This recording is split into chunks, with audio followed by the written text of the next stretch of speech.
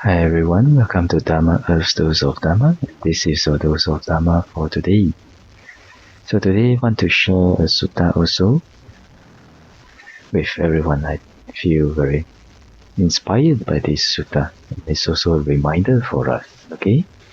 So previously we talked about the spiritual life, right?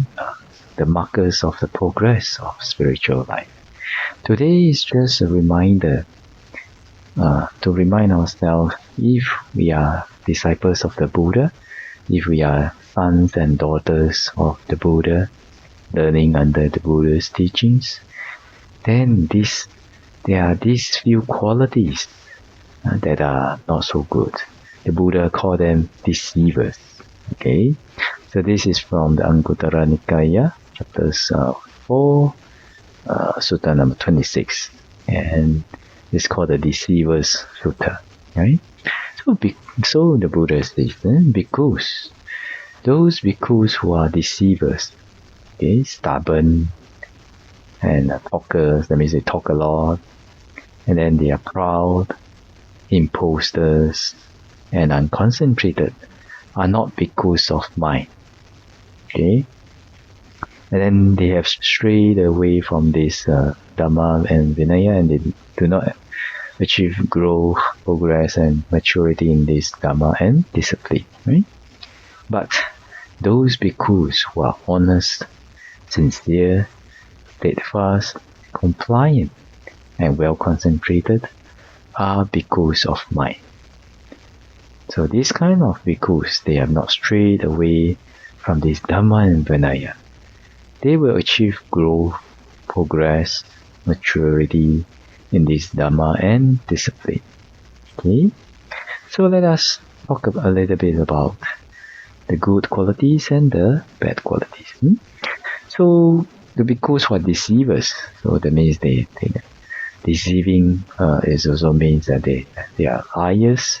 And not only liars, but sometimes also not Oscar, but also like actors, They act like very good in front of people, but behind, then they're doing another stuff, and they're doing some very bad stuff, like like gossiping or trying to split others' relationships and things like that. So these are like deceivers. Stubborn also. Stubborn we can know. If stubbornness, this quality we can know. And then talkers, because talking a lot about useless things is not a good training for bhikkhu. And actually, this sutta is, although it's for bhikkhus, but I think for all practitioners and all sons and daughters of the Buddha, it is good to be mindful to purify these unwholesome qualities also. That's why I'm sharing it with everyone. So if we talk a lot of nonsense, this is also not so good. Then imposters, so yeah, like what we say just now, they're one thing, and they show a certain behavior in front of others, but actually they're not like that, And then arrogant, this we know, arrogant and unconcentrated. They're not bhikkhus of mind. So if we have these qualities, that means we are not following the Buddha's teachings, okay? Even the Buddha doesn't want to recognize us as this. So we will not be, so for us, sons and daughters of the Buddha, if we have these qualities, then we will not achieve growth, progress, and maturity in this Dhamma and discipline. But what are the qualities to develop? Well, honesty, sincerity. Honesty is especially important because when we learn Dhamma, the Buddha also say in many suttas that we should be like a white paper and allow the teacher to scribble on us. That means we should be open as a white paper, and whatever flaws, whatever imperfections that we have, then we allow our teacher to see and to guide us to overcome it. This kind of honesty takes courage. All right, and actually, if you think about it, the suffering that comes from hiding is so much more than the suffering that you do not change, because you're hiding it and your teacher cannot guide you with it. Then we keep making the same mistakes and the problem doesn't get solved. Maybe it's a character flaw, maybe it's the way you meditate, or maybe it's the way you respond to things. If we hide these and don't want to show our teachers, then there's no way that your teacher can help you efficiently, right?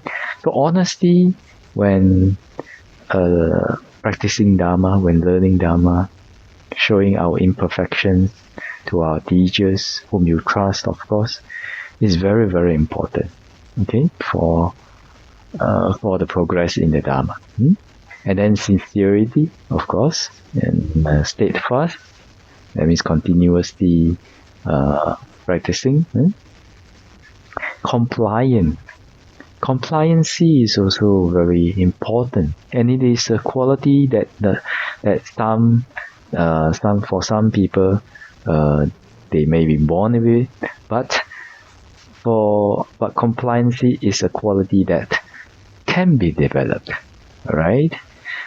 So if we can learn to give our teachers and our noble friends in the Dhamma the benefit of doubt for whatever suggestions that is in accordance with Dhamma that is given to us, and then we try to let go of our ego. Usually, what are the things that make us not compliant?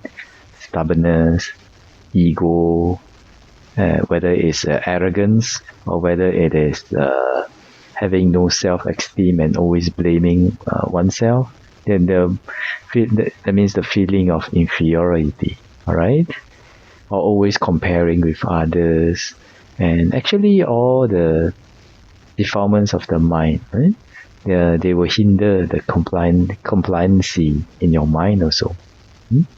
So if we can let go of these, but especially like stubbornness, self-opinionated, and having very strong attachments to one's own views and feelings, and this will hinder the compliancy a lot. Okay, so if we want to learn from a teacher, that means we need to allow the higher wisdom, at least the higher wisdom in meditation or in the Buddha's teachings, to lead us, right? If we do not allow that, then if we just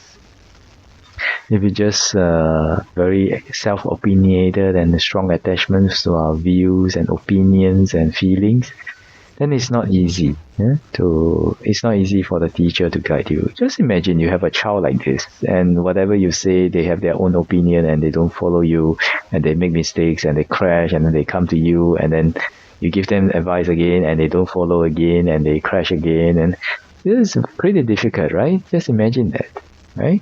So compliancy is very, very important. So if we want to learn from our teachers or our noble friends in the Dhamma, be reminded to train ourselves to have compliancy, to let go of our stubbornness, to let go of our conceit, to let go of the feelings of us and the views of superiority, inferiority, and always comparing, and the attachments, letting go of the attachments to views and opinions, and just doing the experiment that about the advice or the suggestions that your teacher or your noble friends has given to you. In this way, we will be able to have compliancy and be able to progress. Okay, so and well concentrated. So these few qualities, honesty, sincerity, steadfast, compliancy, and well concentrated, these are the bhikkhus of mind. That means these are the bhikkhus of the Buddha, right? So if we have these good qualities, we have not strayed from the Dhamma Vinaya, and definitely will achieve growth progress and maturity in this Dhamma and Vinaya, right? So with this, I wish all of you to be able to purify and let go of the unwholesome qualities and be able to develop the good qualities, and not to be a deceiver, son or daughter of the Buddha, but be a true son and daughter and a true student of the Buddha. Okay, and be able to achieve growth, progress, and maturity in this Dhamma and Vinaya and this discipline. Okay, with this, and wish you all well, peaceful, and happy, and may the Triple Gem bless all of us to be able to attain path, fruition, and Nibbana as soon as possible. Sadhu, sadhu, sadhu.